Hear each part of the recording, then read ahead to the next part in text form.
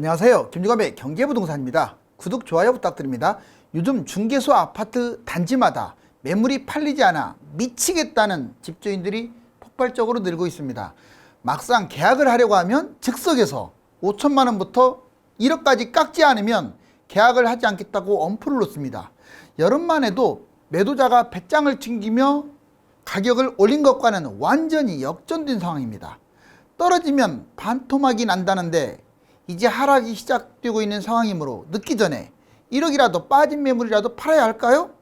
김종각 유료상담은 010-399-8808 전화 주십시오. 아파트 미치겠습니다.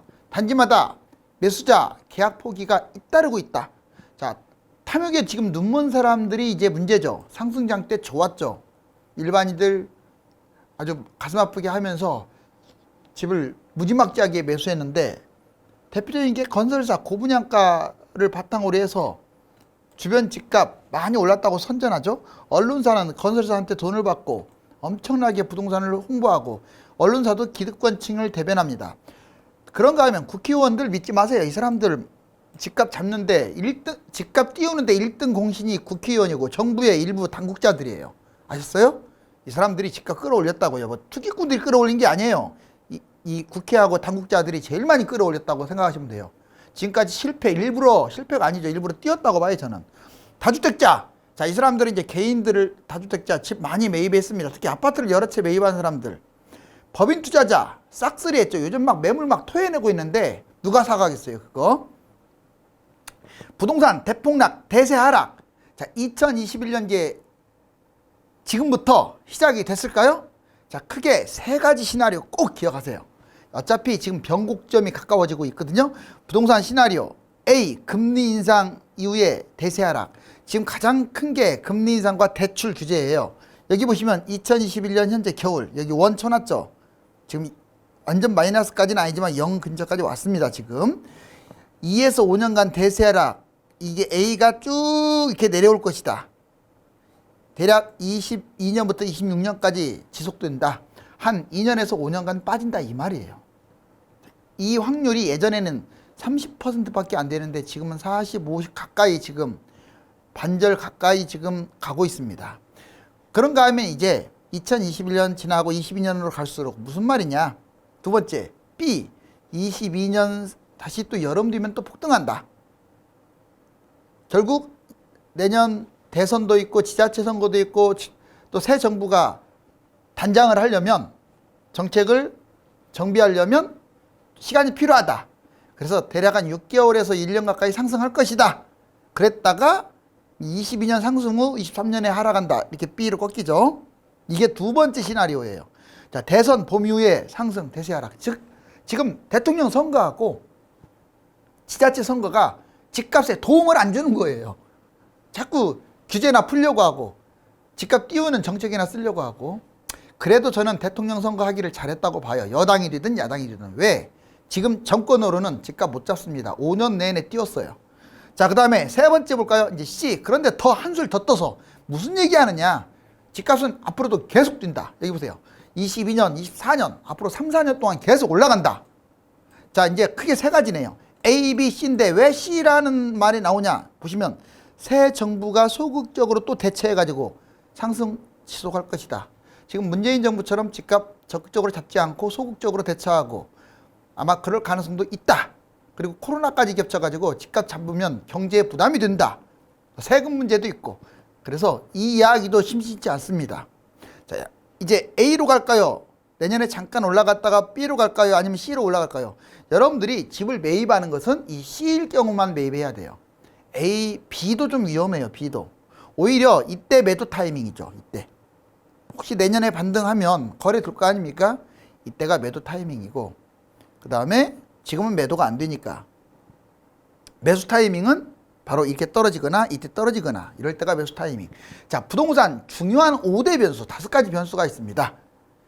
지금 이것들 때문에 집값이 떨어질 확률이 높다 이거예요. 물론 올라가는 변수도 있어요. 여기 보시면 1번 대선, 2번 공급 확대, 3번 금리 인상, 4번 대출 규제, 5번 정부 정책인데, 자, 먼저 대선부터 볼까요? 집값 상승의 요인으로서 지금 작용하고 있습니다. 대선, 지자체 선거 얼마 남지 않았죠. 대선 공약, 지자체 공약, 규제 완화 중심이다 보니까 집값이 올라갈 수밖에 없어요. 특히 재개발, 재건축 규제 완화는 집값 상승과 일맥상통해요. 주로 3월에서 10월까지의 영향력을 줄 것 같아요. 그 다음에 이번에 공급 확대. 지금 이제 3기 신도시 사전청이 무섭게 진행하고 있죠. 집값 하락 요인으로서 가장 강력합니다. 왜? 이제 집을 안 사고 분양을 기다리니까. 21년에 분양 업입니다. 엄청나게 21년부터 늘어나요. 3기 신도시를 기점으로. 22년 무려 46만 호 분양한다고 지금 나와 있죠. 23년 이때부터 입주 물량도 늘어나요. 그동안 폭등론자들이 입주 물량이 많으니까 집값은 적으니까 집값은 떨어지지 않는다라고 거꾸로 말했는데, 이제 21년에 분양했던 게 23년에 입주를 하게 되면 물량이 늘어나는 거죠. 더군다나 분양도 늘어나고 입주 물량도 늘어나고, 그러면 또 매물도 늘어나요. 다주택자들. 이러면 난리가 나겠죠. 결국 4년 동안 205만 가구 분양한다고 뉴스에도 막 나오잖아요. 이거 엄청난 매물이에요. 세 번째는 금리 인상, 집값 하락 요인으로서 금리 인상을 줄 수 있습니다. 21년은 2차례 했어요, 지금 현재. 근데 22년에는 앞으로 3번 이상 더 할 것이다.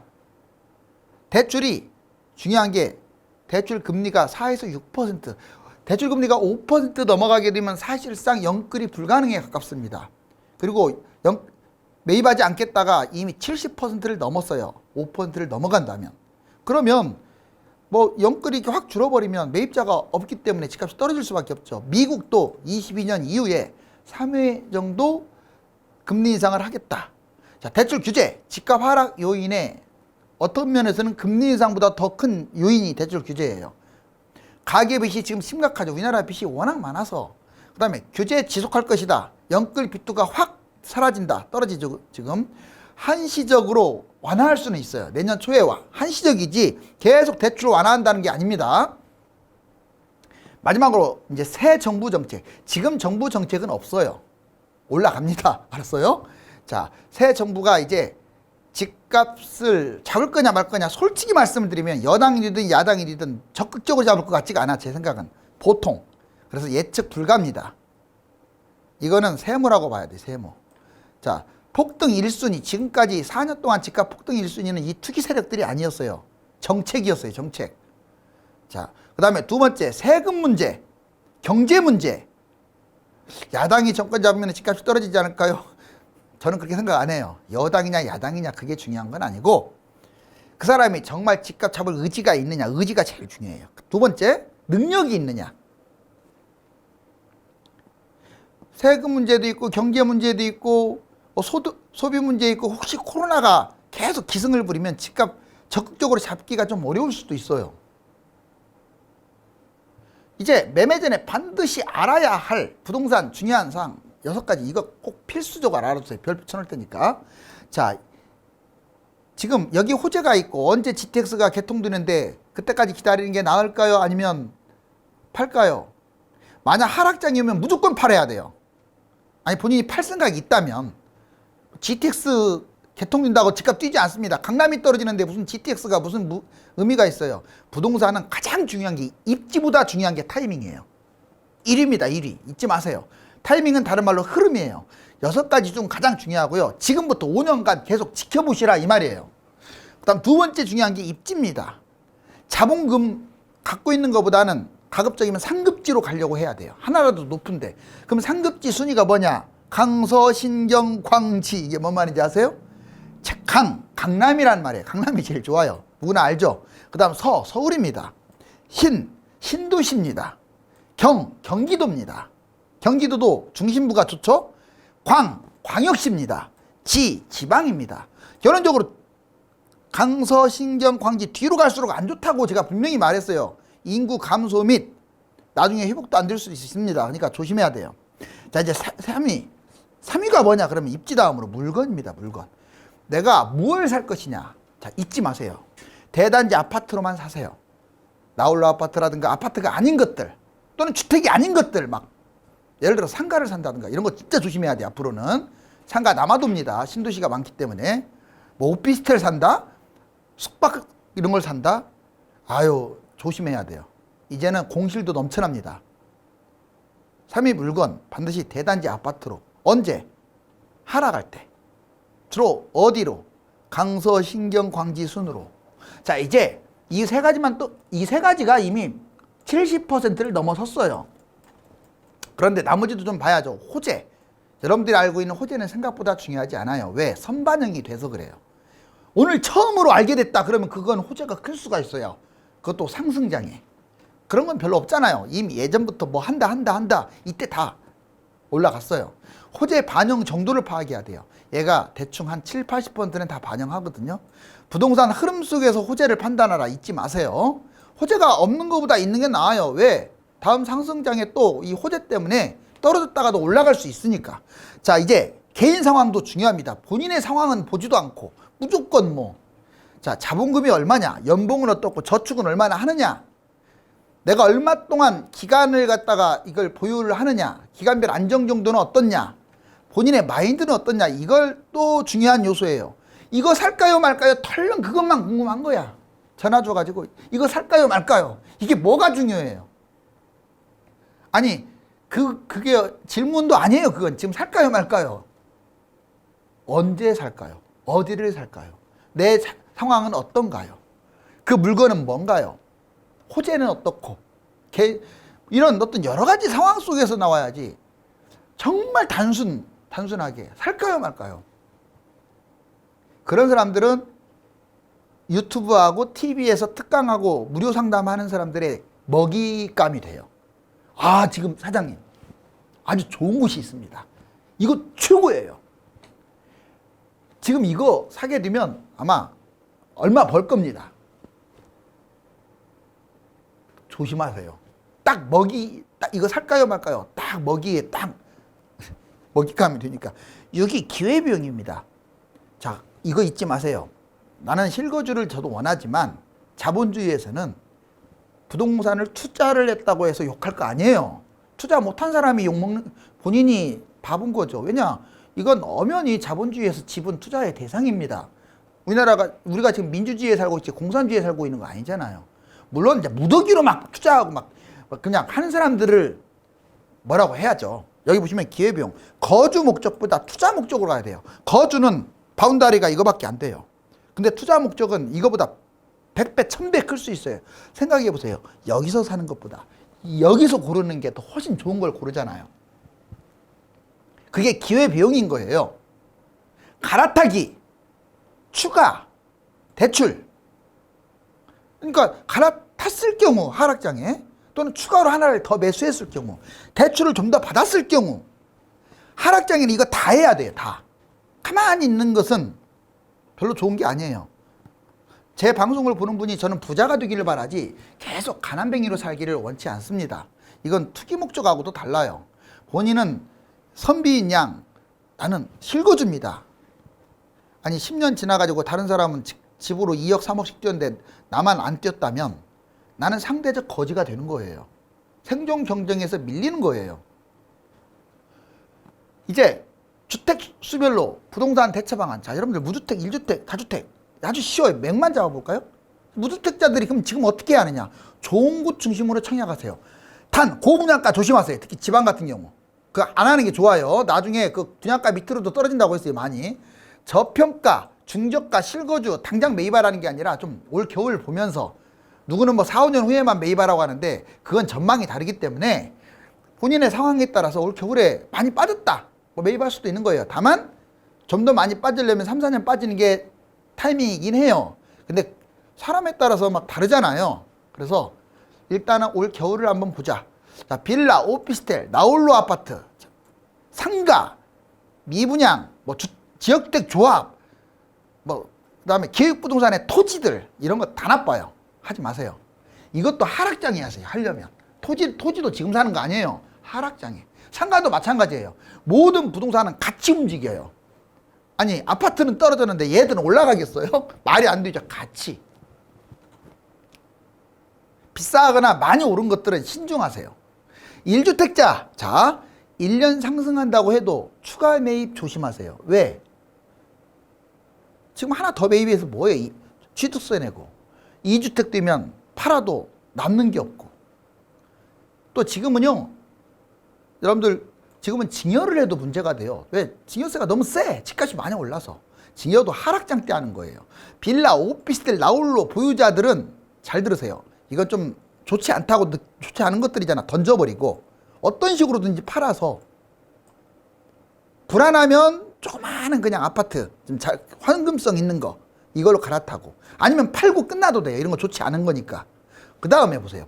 대출이 많아. 근데 내가 괜찮은 아파트를 갖고 있어. 팔자니 불안해. 근데 대출이 많아서 짜증이 나요.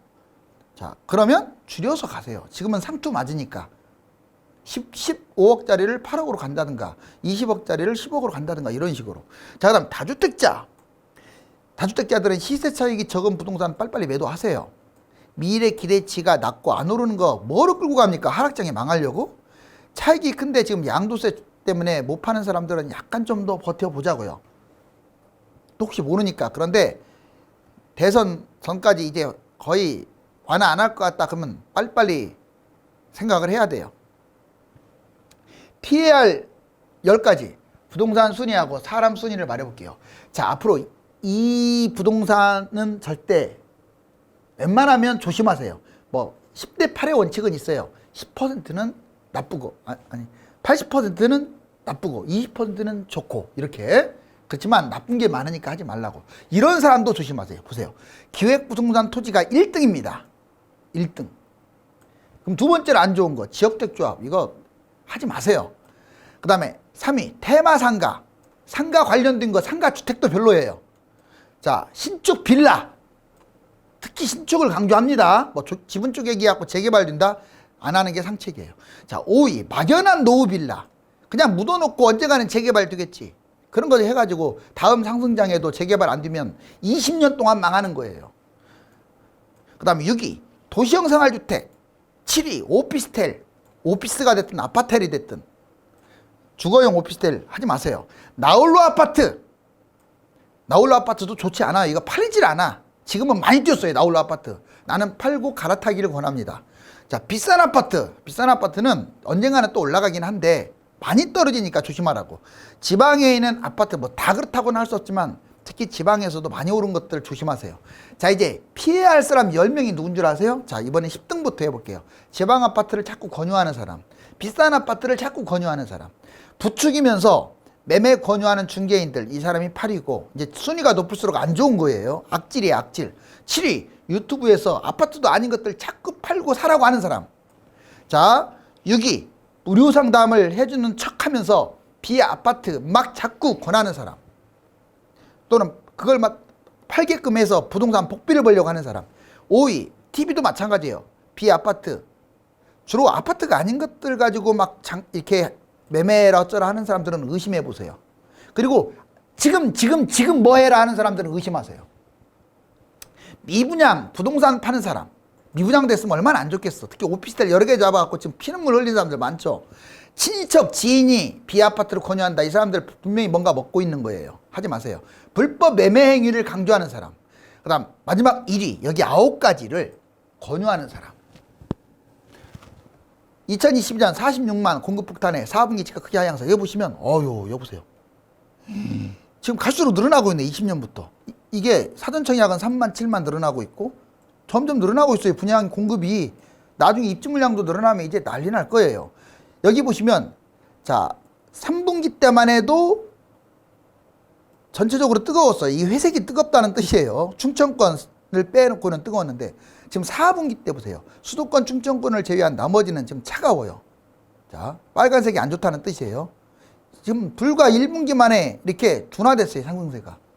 자, 이번에는 실거래가 지수 하락 전환, 매매 전망 지수. 여기 보시면 실제로 실거래가 지수 보면 시세는 뭐 플러스에 있는 것처럼 보이지만 이게 0이잖아. 여기 보세요. 전국 수도권 서울 다 마이너스예요. 즉 거래됐다면 마이너스다는 뜻이에요. 자, 이번에 힘 실리는 집값 조정론 보시면 이게 0인 100입니다. 100 밑은 하락거래라고 보시면 돼요. 전국 부산 서울 다 하락이죠. 2주 연속 매수자 실종. 매수자 실종이란 말은 집값이 떨어지고 있다는 뜻이에요. 서울 보실래요? 자, 이거 지금 2년 그래프인데 지금이 제일 낮네요. 여기. 그렇죠. 매수자 우위지수가 가장 낮고, 그 다음에 부산 보세요. 부산은 서울보다는 높지만 그래도 얼마 전에 꼭지 찍고, 예전에 이게 떨어질 때에 이때는 그러다 올라갔죠. 자, 지금은 상당히 안 좋습니다. 이제 대구는 더 나빠요. 정점에서 완전 밀려난 상황이고 세종은 완전 바닥치고 있죠. 이게 중간인데 지금 모습은 부산, 서울, 대구, 세종 이 순서로 빠지고 있다. 자, 그 다음에 2021년 집값 2020년보다 훨씬 많이 뛰었다. 이거 보세요. 제일 많이 뛴 제가 어디냐면 2002년 월드컵 때 제일 많이 뛰었어요. 우리가 알고 있는 2006년, 7년은 이거밖에 안 뛰었어요. 이거. 근데 지금 문재인 정부 때, 즉 지금 19년 만에 예전에 노무현 때보다도 훨씬 많이 뛰었어요. 지금 언제? 2021년 올해 들어와가지고요. 작년부터 올해가 집값이 엄청 뛴 거예요. 실제로 1월부터 지금 11월 현재까지 평당가가 계속 올랐어요. 지금 집값 마이너스라고 하지만 11월 월 전체를 봤을 때는 아직 시세는 마이너스로 떨어진 게 아니기 때문에 자 1700이 지금 2100만대로 어떻게 전국 아파트 이게 평당가가 2000만 원이 넘어갈 수가 있어요. 무섭지 않나요? 이건 아닌 것 같아요. 자, 기관과 전문가들 2022년 한결같이 상승. 이 사람들 계속 올라간다고 하죠. 그렇지만 무시할 것까지는 안 돼요. 주택산업연구원, 대한건설 정책연구원, 자, 한국건설산업연구원, 우리금융경영연구소, 국토연구원 다 2.5부터 5%까지 다 상승한다고 나왔어요. 전세도 상승, 매매도 상승. 그리고 여기 보시니까 전문가들 이거 한 100여 명 조사한 건데 약 80%가 상승. 하락한다는 사람 몇 명 되지도 않아. 그리고 아파트값 상승을 진정시키는 1순위가 뭐냐. 지금 금리 인상, 대출 규제가 제일 많네요. 그 다음에 금리 인상 이 두 개가 집값을 떨어뜨렸다 이거예요. 그 다음에 양도세 완화하면 집값이 떨어질까 올라갈까 효과가 크다가 더 많아요. 확실히 전문가들도 약 90% 80%가 양도세, 중과세 다주택자들 말하는 거예요. 좀 내려달라. 저도 동감합니다. 다만 페널티를 주라는 점이 다르죠. 지금 슈퍼맨하고 원더우먼이 이 집을 막 억지로 지탱하고 있어요. 아기가 여기 있네요. 자, 이거 결국은 이 무거운 주택이 추락할 수밖에 있을까요? 이제 전국에서 거래가 활발한 지역은 단 한 군데도 없으며 100% 사는 사람이 파는 사람보다 유리한 고지에 놓였습니다. 한동안 치솟았던 나홀로 아파트나 빌라, 오피스텔은 헐값으로도 팔리지 않습니다. 어떻게 팔아야 할까요? 감사합니다.